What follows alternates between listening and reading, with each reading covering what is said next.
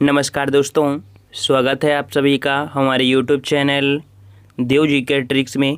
तो दोस्तों हम लोग यहाँ पर हमेशा की तरह हिंदी का फुल टेस्ट लगाएंगे, जहाँ पर आपके 50 प्रश्न होते हैं और यहाँ पर डेली टेस्ट कराया जाता है। रात 8:30 बजे यहाँ पर आपको डेली टेस्ट होता है हिंदी का, तो आप डेली टेस्ट लगा सकते हैं। प्लेलिस्ट बना दिया है जहाँ पर आप सभी वीडियो देख सकते हैं। अगर आप नए हैं तो चैनल को सब्सक्राइब कर लीजिए और वीडियो अच्छा लगे तो वीडियो को लाइक शेयर सपोर्ट जरूर करिएगा। चलिए, आवाज़ आ रही है मेरी? आवाज़ आ रही है? चलिए तो स्टार्ट करते हैं। यहाँ पर आपका प्रश्न दिया है जो कि आपको खाली स्थान बनना है। हिंदी भाषा की उत्तराधिकारिणी है। हिंदी भाषा की उत्तराधिकारिणी अर्थात हिंदी भाषा जो है वो किसकी उत्तराधिकारिणी है? अर्थात हिंदी का विकास क्रम पूछ रहा है आपसे। अर्थात हिंदी जो आपकी निकल के आई है, कहाँ से निकल के आई है? हमने आपको बताया है कि हिंदी की आदिजननी या उत्तराधिकारिणी को हम लोग जननी कहते हैं। और हमने बताया था कि हिंदी की आदिजननी संस्कृत को कहते हैं। संस्कृत क्यों? क्योंकि स्टार्टिंग में आपकी क्या थी? सबसे पहले आपकी संस्कृत, फिर आपकी पाली थी, फिर आपकी प्राकृत थी, प्राकृत के बाद क्या ब्रंश, फिर अवाहट, फिर आपकी प्राचीन हिंदी, फिर प्रारंभिक हिंदी। तो इस क्रम में आपकी संस्कृत जो आपकी आई, अर्थात हिंदी से निकलने वाली मेन पॉइंट कौन था? संस्कृत। इस प्रकार से जिसका जवाब यहाँ पर आपका डी आया है, बिल्कुल सही था। ऑप्शन आपका डी हो जाएगा। चलिए नेक्स्ट क्वेश्चन को आते हैं। क्वेश्चन आपसे अगला है कि संसार की प्रमुख भाषाओं में हिंदी का स्थान कौन सा है? संसार की प्रमुख भाषाओं में हिंदी का स्थान कौन सा है? और यहाँ पर आपका जवाब हो जाएगा ऑप्शन राइट, आपका दूसरा स्थान। ठीक है, कौन सा आपका? तो यहाँ पर दूसरा स्थान है। ऑप्शन आपका यहाँ पर बी हो जाएगा। ठीक है, चलिए नेक्स्ट क्वेश्चन दिया है कि भाषा की मूल इकाई क्या है? भाषा की मूल इकाई क्या है? भाषा की मूल इकाई क्या है? तो यहाँ पर बिल्कुल सही होना चाहिए सबका जवाब। ऑप्शन राइट आपका हो जाएगा यहाँ पर ध्वनि होती है। ठीक है, बी नंबर आपका हो जाएगा ध्वनि होती है। ठीक है, अच्छा, और नेक्स्ट क्वेश्चन का आते हैं। नेक्स्ट क्वेश्चन आपसे कह रहा है यहाँ पर कि चार पाई शब्द है। चार पाई शब्द है, किस प्रकार का शब्द है भाई? तो चार पाई शब्द जो आपका है, याद रखिएगा, चार पाई अर्थात चार पैर जो होते हैं वो आपकी चार पाई, अर्थात यहाँ पर कह सकते हैं ये आपका योग रूढ़ शब्द है। क्या है आपका? योग रूढ़ शब्द है। ठीक है, अच्छा, नेक्स्ट क्वेश्चन आपसे अगला पूछा जा रहा है कि क्षण प्रभा का पर्यायवाची बताइए। क्षण प्रभा का पर्यायवाची है। चलिए,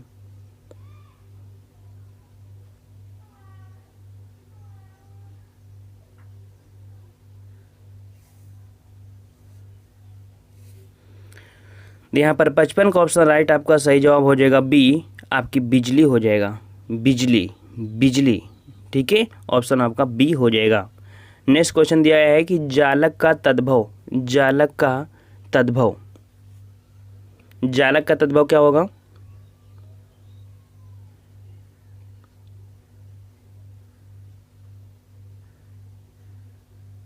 और यहाँ पर आपका जवाब हो जाएगा ऑप्शन राइट आपका ए नंबर। जालक का तद्भव आपका झरोखा होता है। ठीक है, क्या होता है? झरोखा होता है। ठीक है, उज्ज्वल का जो तद्भव होगा उजला होता है, कपूर का कर्पूर, संध्या का सांझ, हस्त का हाथ, जालक का झरोखा। नेक्स्ट क्वेश्चन आपसे अगला पूछा गया है यहाँ पर संश्लेषण का विलोम। संश्लेषण का विलोम क्या हो जाएगा भाई?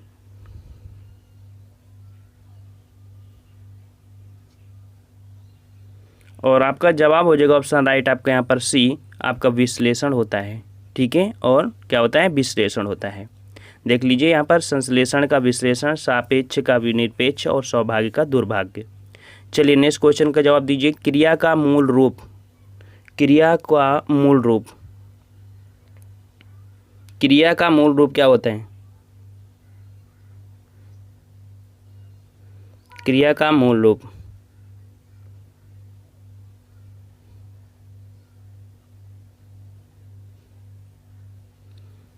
और बिल्कुल सही जवाब है 58 का ऑप्शन राइट आपका डी हो जाएगा। धातु होता है। क्या होता है? धातु होता है। ठीक है, नेक्स्ट क्वेश्चन आपसे अगला पूछा है कि फिसलन है। फिसलन है, फिसलन क्या है? फिसलन, और आपका 59 का ऑप्शन राइट आपका सी हो जाएगा। ये भाववाचक संज्ञा है। भाववाचक संज्ञा। चलिए नेक्स्ट क्वेश्चन आपसे पूछा है लाला का अन्य लिंग रूप बताइए। लाला का लिंग रूप बताना है, लाला का रंग रूप, लाला का अन्य लिंग रूप पूछा है, ठीक है।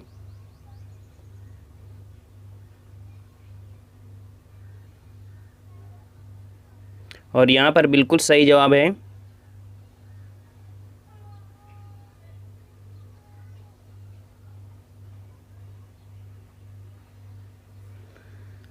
साठ का ऑप्शन राइट आपका हो जाएगा बी नंबर, ललाइन होता है। क्या होता है? ललाइन होता है। चलिए थोड़ी स्पीड में हम आते हैं।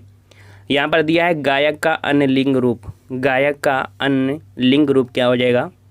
तो गायक का हो जाएगा आपका गायिका, ठीक है। ऑप्शन आपका सी हो जाएगा, गायिका हो जाएगा। नेक्स्ट क्वेश्चन दिया है कि सही रूप बताइए। सही रूप आपसे पूछा है, सही रूप। और यहाँ पर आपका सही रूप क्या दिया गया है? साहित्यिक। देखिए ऑप्शन आपका बी हो जाएगा, साहित्यिक इस प्रकार से लिखा जाता है, ठीक है। साहित्यिक इस प्रकार से आपका लिखा जाता है। नेक्स्ट क्वेश्चन आपसे दिया गया है, यहाँ पर देख सकते हैं जो अदर जो आपकी गलतियाँ हैं क्या होती हैं। देखो साहित्यिक ये है, इसका इस तरह आशीर्वाद इस प्रकार से शुद्ध होता है, ईश्वर इस प्रकार से होता है, ठीक है। सही रूप बताना है यहाँ पर सही रूप आपका इकट्ठा दिया है, तो आपका जवाब हो जाएगा ऑप्शन राइट। यहाँ पर सी नंबर आपका सही है, इकट्ठा इस प्रकार से सही लिखा जाता है, ठीक है। चलिए नेक्स्ट क्वेश्चन आपसे अगला पूछा गया है कि सही वाक्य है, सही वाक्य है। चलिए सही वाक्य आपकी कौन सी है यहाँ पर? और 64 का ऑप्शन राइट आपका सही जवाब आपका हो जाएगा। यहाँ पर देखिए, आपका कृपा पत्र मिला, आपकी कृपा पत्र मिली, आपके नहीं आपका हो जाएगा, पत्र के साथ आपका लगता है, तो ऑप्शन आपका बी हो जाएगा यहाँ पर सही, ठीक है। बी आपका सही हो जाएगा। चलिए नेक्स्ट क्वेश्चन है अंजर पंजर ढीले करना। अंजर पंजर ढीले करना।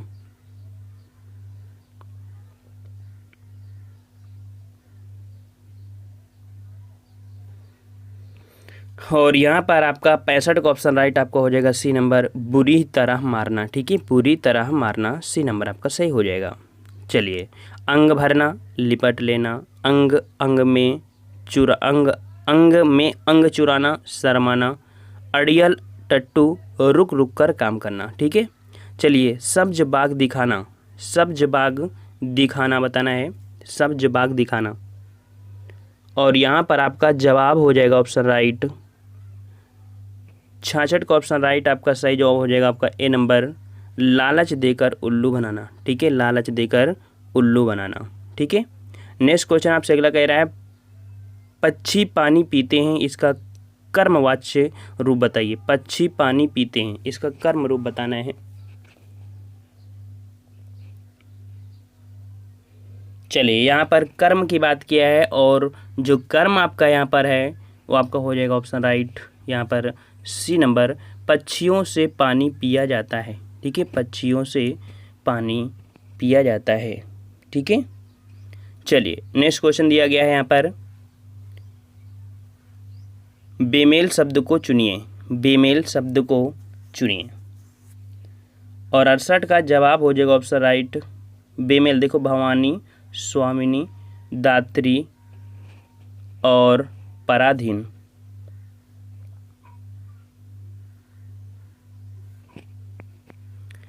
और यहाँ पर सही जवाब क्या हो जाएगा?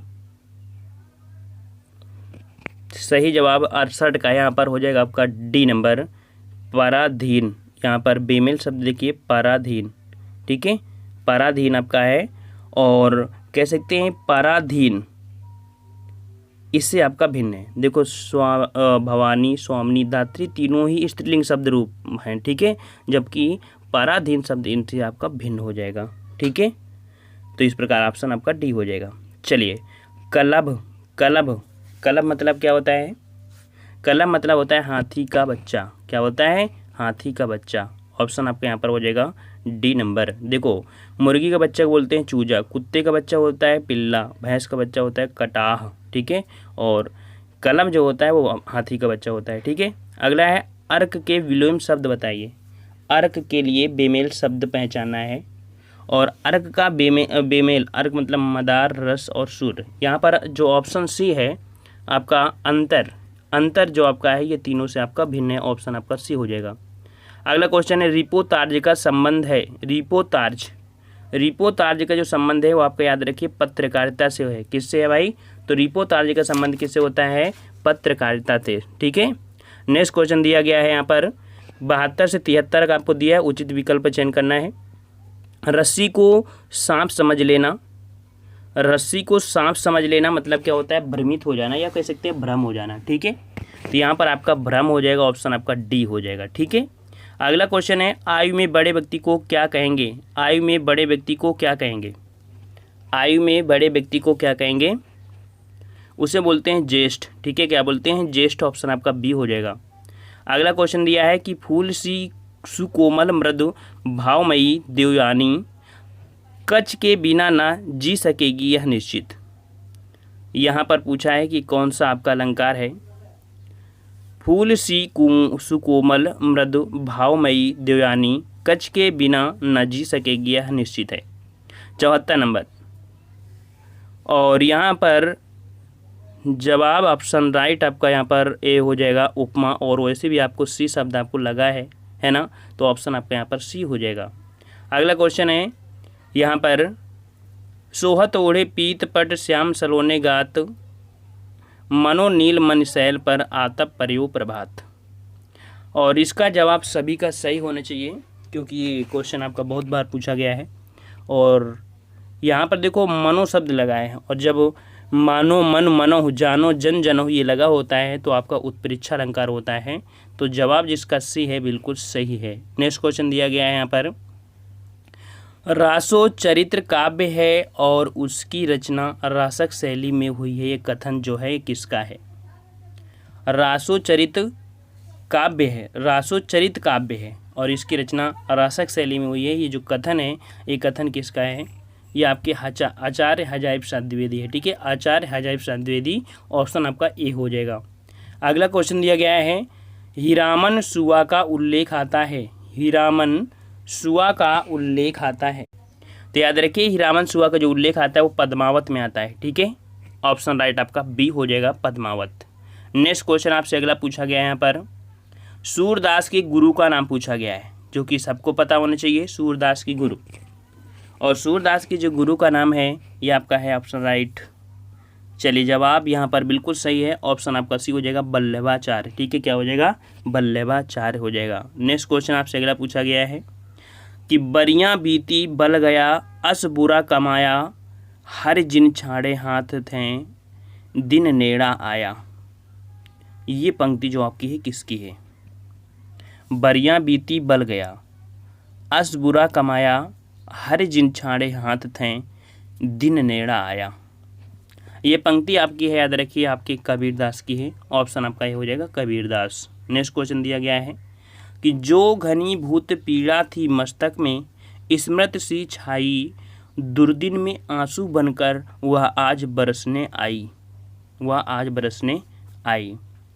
तो यहाँ पर जो आपसे पूछा है कि अलंकार जो आपका है वो कौन सा है, तो यहाँ पर ऑप्शन राइट आपका जो हो जाएगा ऑप्शन आपका ये हो जाएगा श्लेष अलंकार है। ठीक है, जब किसी शब्द का प्रयोग एक ही बार किया जाता है लेकिन उसके कई अर्थ निकलते हैं तो श्लेष होता है। यहाँ पर घनीभूत शब्द दिया है। ठीक है, घनीभूत, और घनीभूत कह सकते हैं यहाँ पर जो दिया है घनीभूत शब्द से दो अर्थ निकलते हैं। पहला अर्थ होता है मनुष्य के मन में कुछ समय से इकट्ठी पीड़ा जो अब आंसू के रूप में बह निकलती है। दूसरा अर्थ होता है बादल जो कुछ दिनों से पानी का इकट्ठा कर रहे थे अब वो बरसा रहे हैं, इस प्रकार से। ठीक है, अगला क्वेश्चन यहाँ पर पूछा गया है आपसे अंग्रेजी के रोमनेटिज्म के लिए हिंदी में बताइए इसका अर्थ क्या हो जाएगा। रोमनेटिज्म जगह जो हिंदी अर्थ हो जाएगा वो आपका क्या हो जाएगा? तो इसका हिंदी अर्थ होता है स्वच्छंदतावाद, स्वच्छंदतावाद, ऑप्शन आपका सी हो जाएगा। नेक्स्ट क्वेश्चन आपसे पूछा गया है यहाँ पर ज्ञानपीठ पुरस्कृत पतंजलि की कृति है, पतंजलि की जो कृति है पंत जी है, ज्ञानपीठ पुरस्कृत पंत जी की कृति जो आपकी पंत जी, सुमित्रा नंदन पंत ये कह सकते हैं, और ये आपकी है चिदम्बरा। ठीक है, ये चिदम्बरा के लिए आपके 1968 में मिला था। कब मिला था? 1968 में ज्ञानपीठ पुरस्कार को सम्मानित किया गया था। ठीक है, अगला क्वेश्चन यहाँ पर दिया गया है कि भारत में मार्क्सवादी चिंतन परंपरा और समालोचना के समर्थ प्रवक्ता हैं। भारत में मार्क्सवादी चिंतन परंपरा और समालोचना के समर्थ प्रवक्ता हैं। ये आपके कौन हैं? ये आपके हैं डॉक्टर रामविलास शर्मा।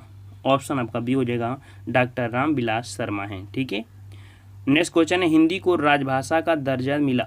इसका जवाब सबको देना है। देखो, जो प्रश्न कठिन होते हैं उसको हम जवाब तुरंत दे देते हैं, लेकिन जो आपके लिए इम्पोर्टेंट है, जो पूछा गया है, जो आपको आना चाहिए, तो यहाँ पर जवाब हो जाएगा ऑप्शन राइट आपका बी नंबर 14 सितंबर 1949। ठीक है, 14 सितंबर 1949। ठीक है, इसलिए 14 सितंबर को हिंदी दिवस के रूप में मनाया जाता है। नेक्स्ट क्वेश्चन दिया गया है यहाँ पर, भारतेंद्र युग की समय सीमा क्या है? भारतेंद्र युग की समय सीमा, और भारतेंद्र युग की जो समय सीमा है ये आपकी है कितनी भाई?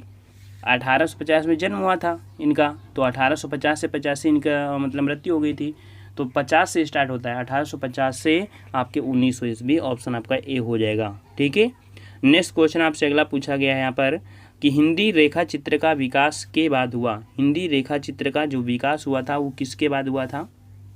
हिंदी रेखा चित्र का विकास हुआ था, याद रखिए, 1936 के बाद। ऑप्शन आपका बी हो जाएगा, 1936 के बाद हुआ था। ठीक है, नेक्स्ट क्वेश्चन दिया गया है कि परिच्छेद ध्यानपूर्वक पढ़ें और उससे संबंधित प्रश्नों का उत्तर दीजिए। अर्थात यहाँ पर गद्यांश दिया है। ठीक है, छोटा सा गद्यांश है, चाहे तो आप पढ़ सकते हैं, चाहे तो आप स्किप करवा सकते हैं। ठीक है, छोटा सा गद्यांश होता है और इसके हिसाब से देखा जाए तो आपकी इस प्रश्न भी आपको दिया गया है। और देश अधिक सिक्का कब जारी करता है? तो कुछ प्रश्न आपको जरूरी होता है जिसको आप समझ लीजिए। देश अधिक सिक्का कब जारी करता है? जब देश में युद्ध जैसी गंभीर परिस्थितियाँ हो जाएं। ठीक है, और मुद्रास्फीति क्या होती है? इकोनॉमिक्स से क्वेश्चन आपका है, तो मुद्रास्फीति क्या होती है? यहाँ पर आपका मुद्रास्फीति हो जाएगा कृत्रिम रूप से मुद्रा के प्रचलन का बढ़ना। ठीक है, इसका ए नंबर हो जाएगा। उसी प्रकार पैसे के खर्च का हिसाब रखना सरकार को कम मुश्किल हो जाता है। ये सब गद्यांश में भी दिया है और ये आपको जानना भी चाहिए। ठीक है, तो पैसे को खर्च का हिसाब रखना सरकार को कम मुश्किल हो जाता है। ये योद्धाओं और विशेषज्ञों को तैयार करने में और बाहर चीज़ें मंगवाने में, ठीक है, ये दिक्कत होती है तब। और दिया गया परिच्छेद आधारित है, तो आपके यहाँ कह सकते हैं अर्थशास्त्र पर। हमने बताया था कि इकोनॉमी से क्वेश्चन आपके यहाँ अर्थशास्त्र पर आधारित है। ठीक है, अब 91 से 92 दी गई पंक्ति में छंद आपको बताना है। कह रहा आपसे कि निज भाषा उन्नति है सब उन्नति के मूल, बिन निज भाषा ज्ञान के मिटे ना ही को सो। यहाँ पर पूछा गया है आपका है क्या, और यहाँ पर आपका जवाब हो जाएगा ऑप्शन राइट यहाँ पर आपका सी नंबर, ये दोहा है। ठीक है, दोहा है, और यहाँ पर मात्रा लगाना है तो मात्रा भी लगा सकते हैं। यहाँ पर कह सकते हैं 1 2 4 6 13 और 11, 11 का जो होता है वो आपका दोहा में ही होता है। ठीक है, सी नंबर आपका हो जाएगा। अगला क्वेश्चन है शून्य सी सत्य आशीष है हमारी पूजे मन कामना तुम्हारी। यहाँ पर कह सकते हैं कि 92 में जो आपका एक क्वेश्चन दिया गया है ये आपने बहुत, जब अखंड रामायण बैठती है तब भी होता है, तब ये सत्य दिया जाता है आपकी चौपाई के लिए, है ना। चौपाई में ये बोला जाता है शून्य से सत्य आशीष है हमारी पूजे मन कामना तुम्हारी। तो कुछ चीज़ें होती हैं जिनको आप आसानी से पढ़ सकते हैं, और कुछ चीज़ रटी होती हैं तो उससे आपको फ़ायदा भी मिल जाता है। ठीक है, और इसमें से कह सकते हैं मात्राएँ 16 हैं, और इसमें भी आपकी 16 मात्राएँ, 16 मात्राएँ होती हैं तभी आपकी चौपाई बनती है। ठीक है, अगला है बीजक किसकी रचयिता, बीजक किस रचयिता की रचनाओं का संग्रह है? बीजक, और बीजक किस रचयिता की रचनाओं का संग्रह है? 93 का ऑप्शन राइट आपका हो जाएगा आपका सी नंबर कबीरदास जी का है। ठीक है, सी नंबर कबीरदास। अगला क्वेश्चन यहाँ पर पूछा गया है आंसू किसका प्रमुख काव्य है? आंसू, आंसू किसका प्रमुख काव्य है? और आंसू है आपके जयशंकर प्रसाद का। ऑप्शन आपका यहाँ पर बी हो जाएगा, जयशंकर प्रसाद जी का है। हिंदी नाट्य जगत के कथा साहित्य के प्रमुख लेखक रहे हैं। ठीक है, और वाराणसी में इनका जन्म हुआ था। ठीक है, अगला क्वेश्चन यहाँ पर पूछा गया है यहाँ पर कि 95 से 96 में दी गई पंक्ति में रस बताइए। कह रहा आपसे, प्रियपति वह मेरा प्राण प्यारा कहाँ है, दुख जल निधि में डूबी का सहारा कहाँ है।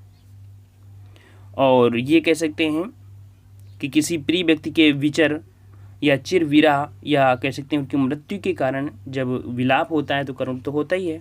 यहाँ पर ऑप्शन आपका सी हो जाएगा करुण रस। ठीक है, सी नंबर। अगला है, हिमाद्रि तुंग संग से प्रबुद्ध शुद्ध भारती, स्वयं प्रभा समुज्जला स्वतंत्रता पुरकारती। यहाँ पर 96 का जवाब यहाँ पर आपका हो जाएगा बी नंबर। यहाँ पर वीर रस है। ठीक है, क्या है आपका, वीर रस। जिस काव्य को पढ़ने में उत्साह नामक स्थायी भाव होता है वहाँ पर आप क्या होता है, वीर रस होता है।